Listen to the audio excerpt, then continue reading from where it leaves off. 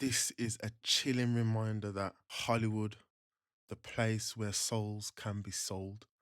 Omar Gooding breaks this down based on his own experiences and people that he knows himself that has sold their soul. Let's watch the video in full and get my comments at the end. One thing always leads to another. It's not like you walk into Hollywood and they go like, "All right, red pill, blue pill. Which one do you want?" It's that no. They put you through the test. You know, they know who they can get away with what. People do things on camera because they're comfortable doing them. If they're uncomfortable doing them, they shouldn't be doing them. It's just that simple. That's when problems happen. Problems and cases and situations and all this inappropriate because you weren't comfortable doing it anyway, but you did it. And now you want to come back and say, I was so the whole time I couldn't believe it. But the people doing the hiring go, I think they like this, or I think they're with it, or they're okay with it. I think they'll do it. This makes sense. Oh, they look like a natural. Oh, they're crying, this and that. They're fine. You okay with nudity? They strip. Oh, they're fine. They're good. And then later they come out and say, oh, I was damaged and they told me I had to, or else I would. If I don't put on this lipstick and dress, I'll never make it in Hollywood. Nobody says that. They just put it in front of you. So you want to do? We can do a dress. Oh hell yeah! They slide in that dress, zip it up, and put the lipstick on and the eyes, and they're happy with it. They're comfortable doing that. They're fine. That's them. They're good. That's the people that do it. It's the ones when you come to see if Omar put the dress on. Yeah, no, no, that's not. It's not me. I'm not. I say the dress, but it's a metaphor for just doing things that I think are unnecessary, especially for comedy. I wasn't the Three Stooges type of it. I'm not the one I walk in and I trip and fall. You ain't got to hit me in the face with a pie. Ah, now I'm funny. Ha ha ha. Nah, just give me the line. I'll make it funny. I'll figure a way to say it cleverly that'll make everybody laugh. I don't have to trip and fall. I don't have to walk into a screen. Oh, jackass. No, I don't. That's not how I am. So it's easier for me to turn down things that I go, nah, I'm not going to do that. Why would I do that? That make me look foolish? No. My character, my fan base likes what they like. So when I get feedback on, man, I loved you in this role, I loved you in that role, and they say things like, man, everything you do is solid, like, that's cool, thanks. I've done some things that overall as a project probably weren't solid, but my contribution to it was, when they see you, you don't let us down. Cool. I think of them when I choose roles. You know what I mean? I also think about what I'm comfortable with and what I would have to compromise or not. But I do believe, yes, it's a very real thing. It's very spiritual. There's some people don't believe in God, but do believe in the devil. Well, where'd the devil come from? How do you believe in one and not the other? You don't believe evil exists? Will you say sing a prayer in a church and yeah, sure. All right, now we do this devil enchantment and da da da da. No, I ain't doing that. I'm not playing with him. Yeah, yeah. you know it's real. So why would he not say, yeah, well, you do all this, I'll give you all the desires of your heart, but I'm gonna collect that later. And we see a lot of collections happen and happening. We see the collections. And when it's happening, everybody, oh, I can't believe they did that to them. Well, they made that deal a long time ago and he's here to collect. I think it's a very real thing. Just me being honest. So, and it all comes when you try to figure the right turn or the left turn to make or the right path or this and that. Just think about it. Sometimes what you just got to do is you look around the corner. It's the best way to figure out decision making. If I do this right now, I get this. But what's the worst thing that could happen from this? It's that. It's this. I put on a dress, some lipstick. Now I'm out. I'm in the party or I'm at a club. Someone go, there go that punk.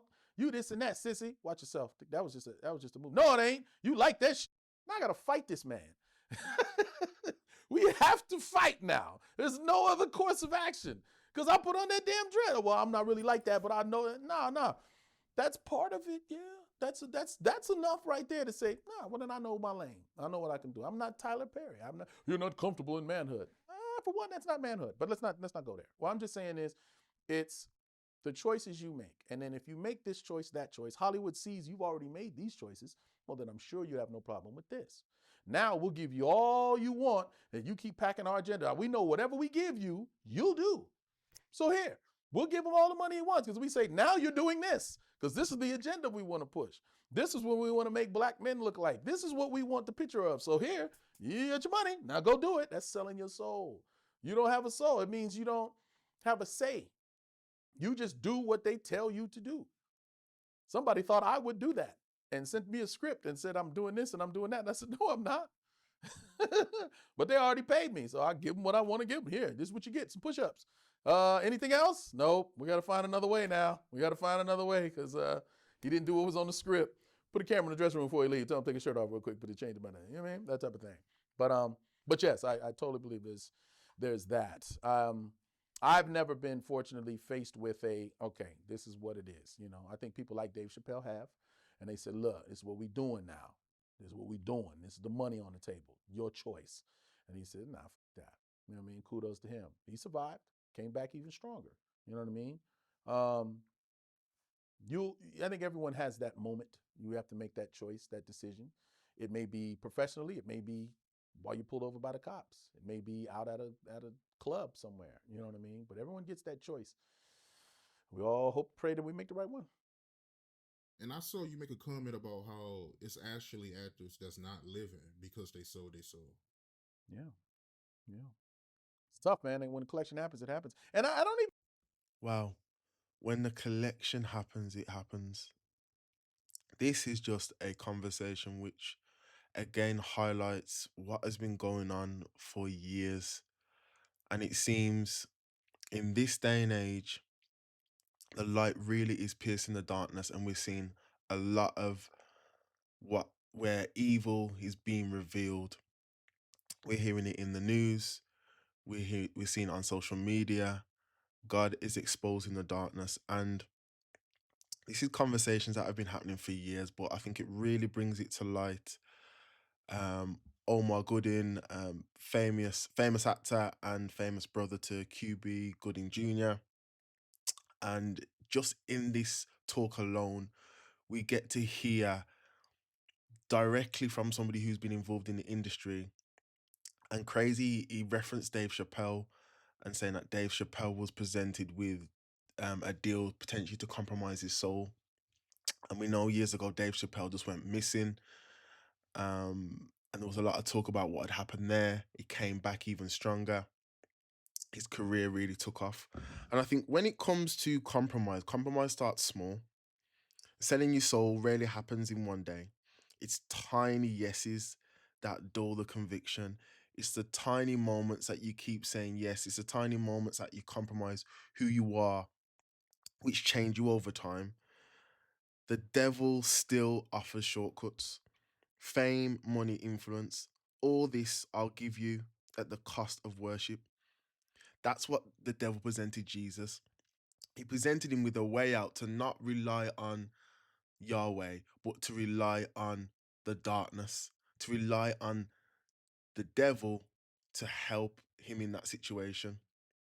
And when Jesus was presented with this, he came back with scripture and affirmed that he would only serve the Father, and that the Father would be the one who would empower him, strengthen him, and bring him through.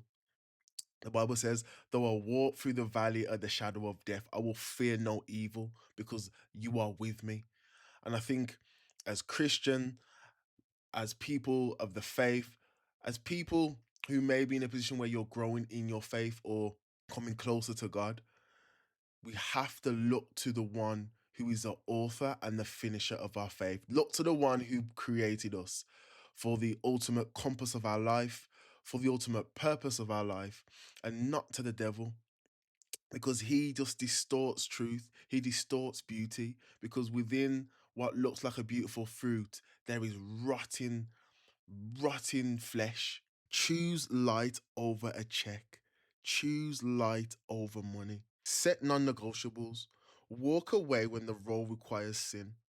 Expose darkness. Don't partner with it. Let's not partner with darkness. Let's not champion darkness. Let us be those who walk in the light, because when the light is in the presence of darkness, darkness must flee and scatter. Please like and subscribe because it helps to grow the channel. It helps me in terms of YouTube algorithm, and leave a comment below.